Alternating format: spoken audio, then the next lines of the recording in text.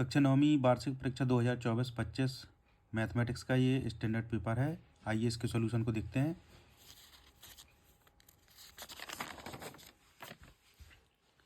पहले विकल्प का उत्तर 1/5 है।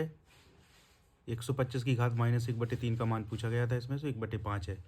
दूसरा विकल्प देखते हैं जल्दी से। एक शून्यतर अचर पद की घात पूछी है, अचर बहुपद की घात तो वो होती है 0। एक परमेय व अपरमेय संख्याओं का योग व अंतर सदैव होता है, एक अपरमेय संख्या ही होता है। चौथे का उत्तर है x की घात 5। यहाँ पे सबसे अधिक घात थी 5, तो बहुपद की घात हो जाएगी 5। एक बिंदु जिसके दोनों निर्देशांक ऋणात्मक होते हैं स्थित होता है, तो ये तृतीय चतुर्थांश में स्थित होता है, तो इसका विकल्प बी उत्तर हो जाएगा। समीकरण x - 2y = 4 का एक हल है, तो जो ऑप्शन नंबर सी है वो इसका हल था 4 0। आइए दूसरे प्रश्न की ओर चलते हैं।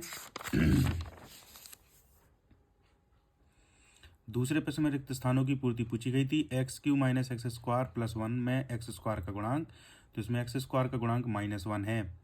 वे वस्तुएं जो एक ही वस्तु के बराबर होती हैं एक दूसरे के भी बराबर होती हैं, तो दूसरे रिक्त स्थान में बराबर आना था। रेखा का वह भाग जिसके दो अंत बिंदु होते हैं एक रेखाखंड कहलाता है। आपको याद रखना है, जिसमें दो अंत बिंदु होते हैं वो रेखाखंड कहलाता है।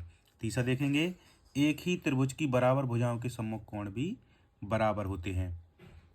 एक वर्ग के विकर्ण परस्पर समकोण पर समद्विभाजित करते हैं और बराबर भी होते हैं। ऊपरी सीमा प्लस निम्न सीमा जो है वर्ग चिन्ह कहलाती है, तो आपको ये उत्तर सही है इनके। आइए तीसरे प्रश्न देखते हैं। 77 पहला देखें, कार्तीय तल में क्षैतिज को रेखा को y अक्ष और ऊर्ध्वाधर रेखा को x अक्ष कहा जाता है, ये असत्य लिखा है।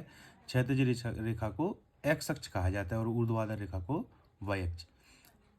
जब 3 या अधिक बिंदु एक ही रेखा पर स्थित होते हैं तो वे समरेख बिंदु कहलाते हैं। बिल्कुल कहलाते हैं भाई, ये सत्य था। असमान त्रिज्याओं वाले दो वृत्त सर्वांग सम होते हैं, तो असमान वाले नहीं होते हैं, तो ये असत्य है।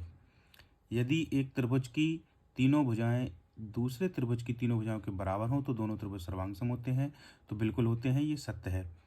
एक वृत्त के केंद्र से समान दूरी पर स्थित जीवाएं बराबर होती हैं, तो ये सत्य है। वर्ग अंतराल 40 से 60 में ऊपरी सीमा जो है 40 है, जबकि ये निम्न सीमा है, तो ये असत्य है। चौथे प्रश्न की ओर चलते हैं, जो कि सही जुड़ियां था। पहले वाले में बिंदु 3 5 की x अक्ष से दूरी पूछी है, तो x अक्ष से 3 5 की दूरी y निर्देशांक, या फिर हम तीसरा जो सी नंबर का विकल्प है वो पहले की जोड़ी हो जाएगी। x अक्ष का समीकरण, तो x अक्ष का जो समीकरण है वो y = 0 सबसे पहले लिखा था ए ऑप्शन में, तो ये सही था। आयत का प्रत्येक कोण 90 डिग्री का होता है, तो डी वाला ऑप्शन सही था। चक्रीय चतुर्भुज के सम्मुख कोणों का योग, तो ये सबको पता है 180 डिग्री होता है। शंकु का आयतन सबसे आखिरी ऑप्शन में आपको नजर आ रहा होगा 1/3 πr² h। त्रिभुज का परिमाप a + b + c, तो ये जोड़ियां जो है कंप्लीट हो गई। आइए 5वें नंबर के प्रश्न को हल करते हैं। कार्तीय तल में अक्षों के प्रतिच्छेद बिंदु को कहा जाता है, मूल बिंदु कहा जाता है। शून्य बहुपद की घात क्या होती है, तो ये अपरिभाषित होती है। रेखिक समीकरण 4 = 5x - 3y को मानक रूप में लिखिए, तो भाई हमें केवल 4 का पक्षांतर करना था, तो 5x - 3y - 4 = 0 आ जाता।